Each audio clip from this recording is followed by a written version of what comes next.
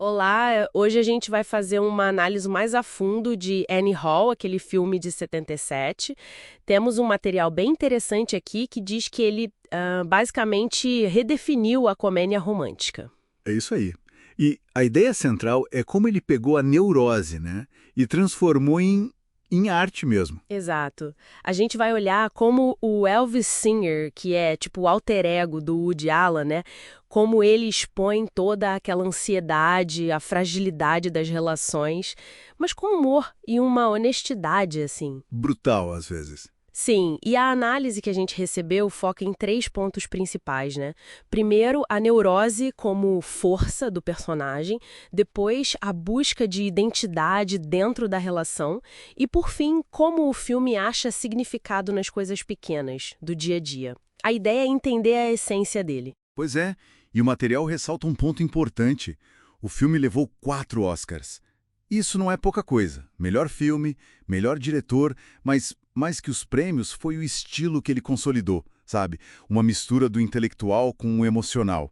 E aqueles recursos, ele falando direto para a câmera, os saltos no tempo, que parecem a nossa memória mesmo, toda fragmentada. Falando no Alvin Singer, a análise descreve ele como, assim, a própria encarnação da neurose moderna. Tem de tudo ali. Hipocondria, obsessão com a morte, medo de rejeição. É um pacote completo. Total. E o mais interessante é como ele puxa a gente pra dentro disso. Ele quebra a quarta parede, né? Comenta a própria história. Sim, como se a gente fosse cúmplice. Exato. Aquela piada logo no comecinho do filho do neurótico já dá o tom, né? Meio confessional, meio cômico. E essa quebra da quarta parede é fundamental. O que a análise argumenta, e eu concordo, é que a neurose ali não é um problema, sabe? É, na verdade, a energia do filme, o motor. Como assim, motor? Bom, sem essa autoanálise constante dele, essa hipervigilância sobre cada coisinha que a Anne faz ou diz, o filme perderia a graça, perderia a força. E o que é curioso, perderia a capacidade de criar empatia. Porque a gente se identifica um pouco com essa ansiedade, será? Eu acho que sim. Talvez não no mesmo nível, mas quem nunca, né? Essa coisa de ficar remoendo, analisando demais. Faz sentido. E outro ponto forte que o material levanta é o choque de mundos. O Alvin e a Annie são muito diferentes. Ele, o intelectual judeu de Nova York, super cético. Analítico até demais. E ela, mais espontânea, vem de uma origem mais simples, adora musicais. É aquela cena clássica no parque, né? Que a análise cita. Ele falando de Bergman, todo profundo. E ela, super animada com teatro musical. É um contraste muito bom. E isso levanta a questão que o material explora. Dá pra amar alguém tão diferente, sem querer mudar a pessoa, ou sem se anular no processo? É uma pergunta difícil. E essa dinâmica é o centro de tudo. O jeito como o Alvin fica quase entrevistando a Anne, tentando entender, mapear ela. Isso reflete uma coisa que a análise aponta.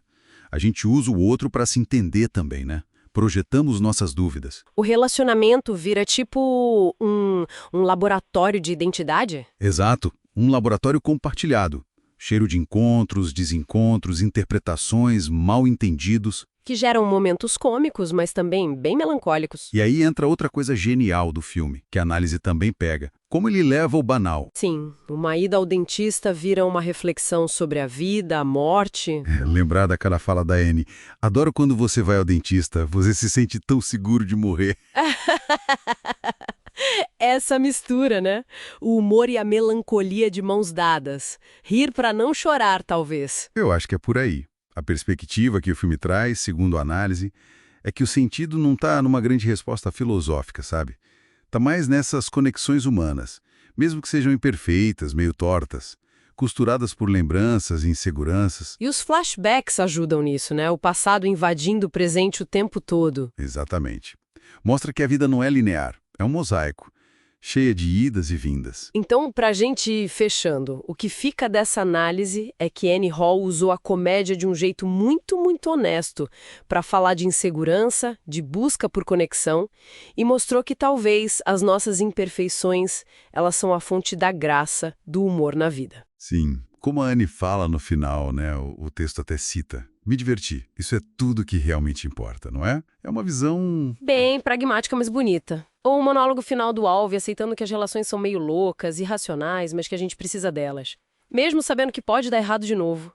O legado que o material aponta é esse. Validar a vulnerabilidade. Mostrar que dá para ser profundo e engraçado ao mesmo tempo. A neurose do Alve vira um espelho meio torto, divertido, mas que reflete muito das nossas próprias questões. Com certeza. E aí, para finalizar, fica uma provocação que essa análise inspira. Se a neurose, como o filme sugere, é tipo um mapa da nossa humanidade, como será que o ato de aceitar e talvez até rir um pouco das nossas próprias esquisitices, dos nossos medos, como isso poderia mudar o jeito que a gente constrói e vive as relações hoje em dia? Boa pergunta para se pensar.